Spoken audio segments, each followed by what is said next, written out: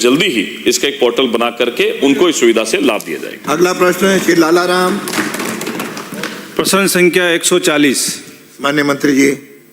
माननीय अध्यक्ष महोदय, विधानसभा क्षेत्र शाहपुरा में कुल 66 पंजीकृत ग्राम सेवा सहकारी समितियों में से 7 सहकारी समितियों में गोदाम भवन निर्मित नहीं है। खंड 2, जी हाँ, समितियों के पास नियमानुसार वैध स्वामित्व वाली भूमि की उपलब्धता होने एवं नियमानुसार संबंधित प्रबंध निदेशक, केंद्रीय सहकारी बैंक, उप रजिस्ट्रार सहकारी समितियों की अनुशंसा सहित प्रस्ताव प्राप्त होने पर तत्समय उपलब्ध बजट के आधार पर गोदाम भवन निर्माण की स्वीकृति पर विचार किया जाता है। माननीय सदस्य। माननीय अध्यक्ष महोदय, आपके माध्यम से पूरक प्रश्न पूछना चाहता हूं। विधानसभा क्षेत्र शाहपुरा बनेड़ा की ऐसी सहकारी समितियां जिनके पास स्वयं की भूमि उपलब्ध नहीं है, उनके लिए सरकार का क्या विकल्प व्यवस्था प्रस्तावित कर रही है? माननीय मंत्री जी। माननीय अध्यक्ष महोदय, शाहपुरा विधानसभा क्षेत्र में शाहपुरा बनेड़ा में 66 ग्राम सेवा सहकारी समिति है और इन सभी सहकारी समितियों के पास भूमि उपलब्ध है।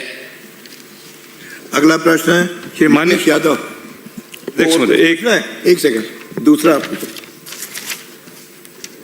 गोदाम भवन निर्माण हेतु अनुमानित बजट राशि कितनी है तथा इसके लिए वित्तीय स्वीकृति कब तक जारी की जाएगी? माननीय मंत्री जी।